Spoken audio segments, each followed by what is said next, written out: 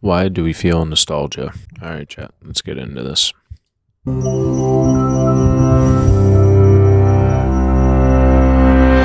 In the late 17th century, a medical student named Johannes Hofer noticed a strange illness affecting Swiss mercenaries serving abroad.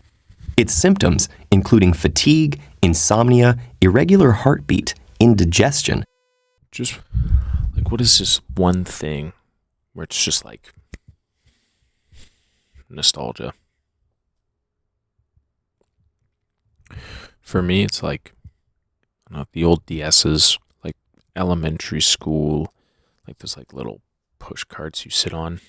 For some reason, like really colorful Christmas lights. I don't know what else. I feel like it's just kind of like a vibe. Like nostalgia is kind of a vibe. What do you guys do you guys have any like pictures or songs that you use for reference for nostalgia?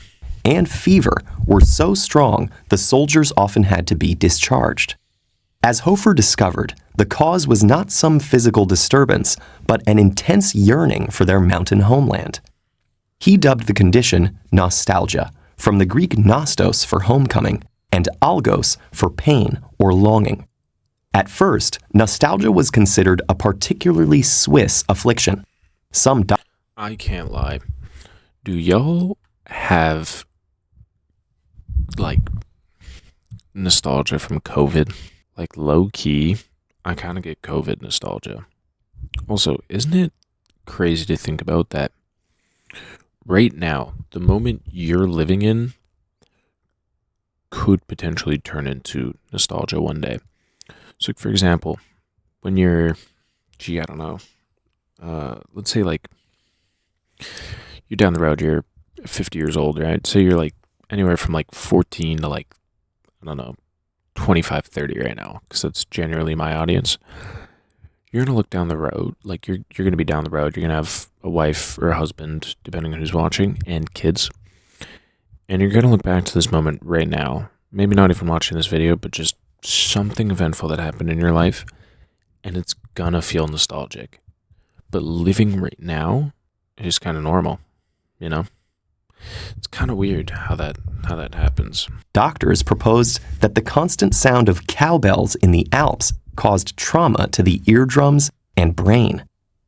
Commanders even forbade their soldiers from singing traditional Swiss songs for fear that they'd lead to desertion or suicide.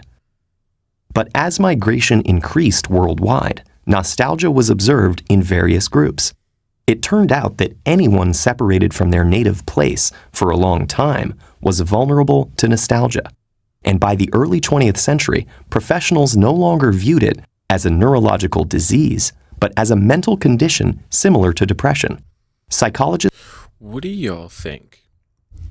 Like, what would y'all consider nostalgia? Like, because there's like, for me, there's like different types of nostalgia. There's like childhood nostalgia. There's 2017 Fortnite. You kidding me? Like, everything, it seemed terrible at the time, but looking back at it, wish I can go back to that time, right? Or like even junior high nostalgia, high school nostalgia, like something as simple as just like, I don't know, like 2019 summer for me is a nostalgia, low key. First time I ever heard Little Tecca.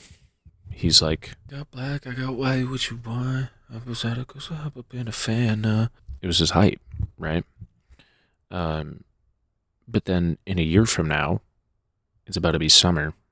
If I have a great summer, it's going to turn into nostalgia next year. speculated that it represented difficulties letting go of childhood, or even a longing to return to one's fetal state. But over the next few decades, the understanding of nostalgia changed in two important ways. Its meaning expanded from indicating homesickness to a general longing for the past. And rather than an awful disease, it began to be seen as a poignant and pleasant experience. Perhaps the most famous example of this was captured by French author Marcel Proust.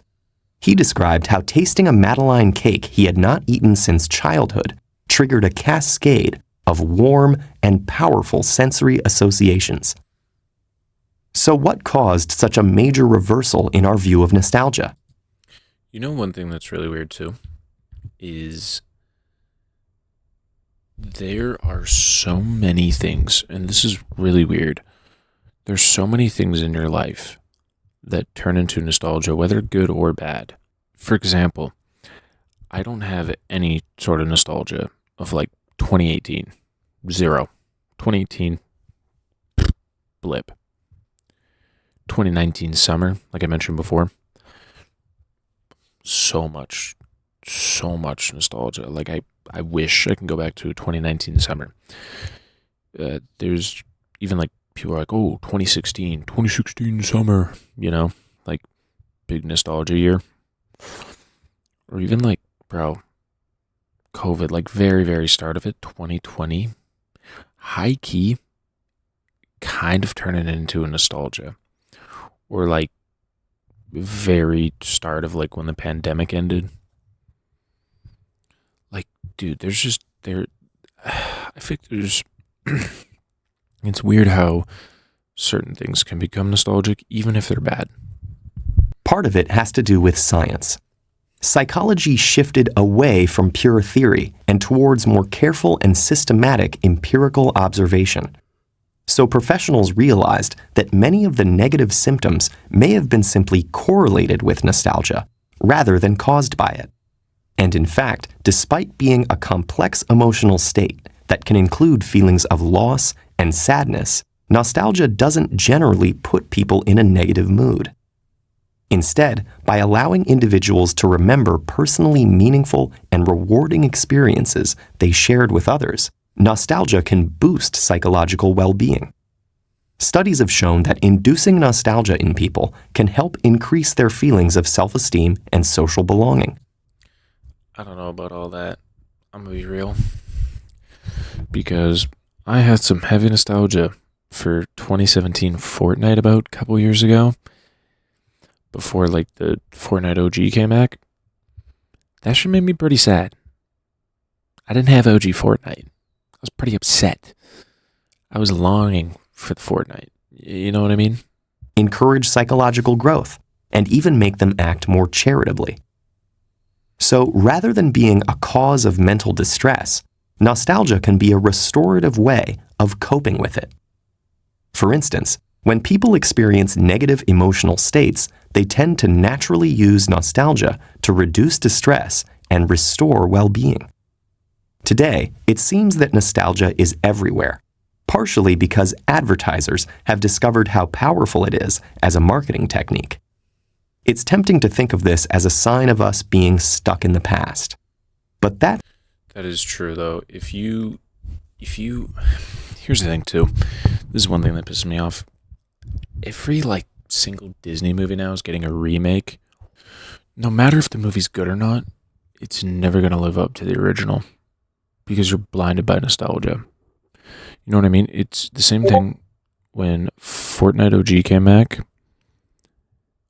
It was great, but it wasn't the same thing. And a lot of it was nostalgia, and it was great. It felt great, but it wasn't the same feeling because at that time you had different friends. Your life was different. You were just a different person. And yes, that nostalgia may hit, but it ain't the same. That's why I hate it when it's like companies, like, I'm talking about Fortnite way too much in this, but Fortnite worked on nostalgia with the OG season, like Disney movies. They kind of work on nostalgia in a way where they're making live action versions of Lion King and Snow White and Beauty and like all these Disney movies, and then they're just re-releasing old movies in theaters to get their ticket sales up, which is obviously all going to be nostalgia. Like that's all it is. That's all it is. So that's not really how nostalgia works. Instead, nostalgia helps us remember that our lives can have meaning and value, helping us find the confidence and motivation to face the challenges of the future.